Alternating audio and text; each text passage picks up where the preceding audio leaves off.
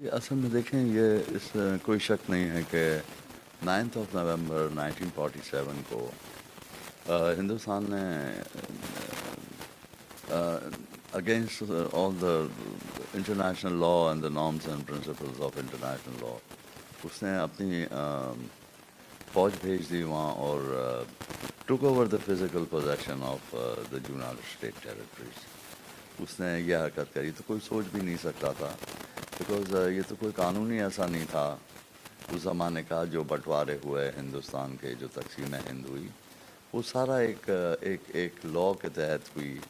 एक it was all decided in the British parliament and so उसका पूरी British parliament का भी आपको पता है उसको रेटिफिकेशन था. और इसके बाद ये हिंदुस्तान ने ये कहा कि जी वहाँ अक्सरियत जो है वो हिंदू कम्युनिटी की है, तो इस वजह से हमने वहाँ कब्ज़ा कर लिया.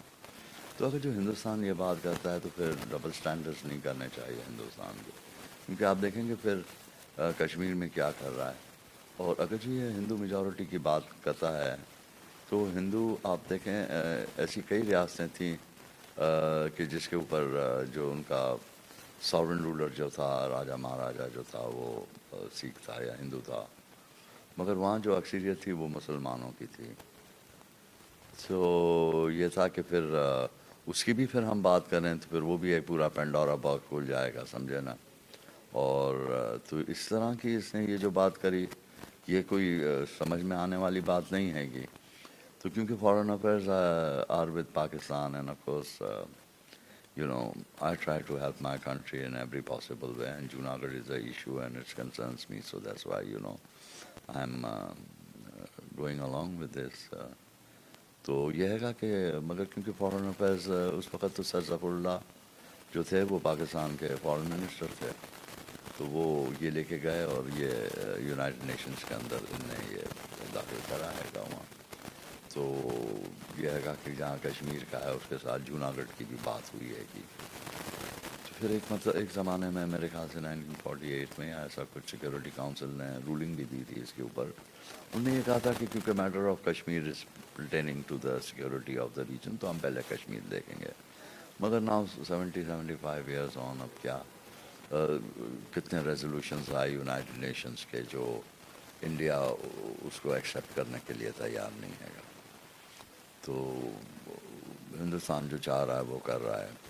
तो ये तो वैसे भी आप देखेंगे अगर जो यूनाइटेड नेशंस का जो चार्टर है मैंने पढ़ा है, तो उसके अंदर ये साफ लिखा है कि चार्टर के अंदर के no large power or country will take over a smaller country or a state with the force of his military might. तो ये तो अच्छी हरकत नहीं हुई कि जिस तरह जो हिंदुस्तान ने कराई है.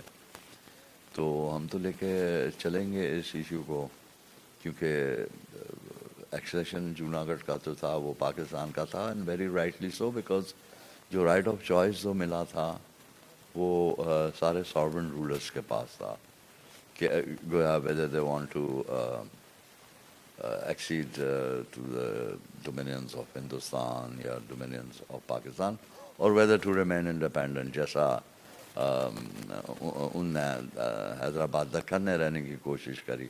मगर वहाँ भी फिर उसके ऊपर वो पुलिस एक्शन, जो कि ऑफ कोर्स दिस एक police action, it's actually army, Indian army ने जो करा वही जो जूनागढ़ के साथ करा उनने.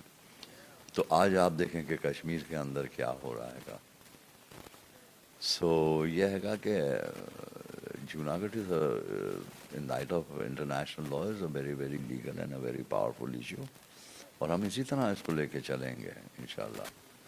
इसी हमारी कोई ऐसी एग्रेसिव डिज़ाइंस खुदा ना करे कभी भी नहीं हो सकते हैं. We will take it in a very peaceful manner, in a diplomatic manner, in terms of public relationing, and we will do whatever it needs to be done in a very honorable and a very peaceful manner.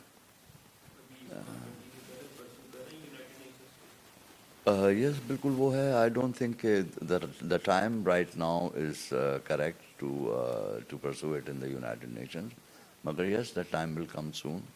So when it comes, we will also pursue.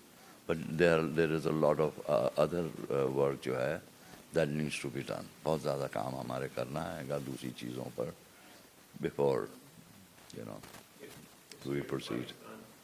Will cooperate with you on this issue on United Nations on behalf of the United States to United States. دیکھیں جب وقت آئے گا تو دیکھتے ہیں. Let's see what happens.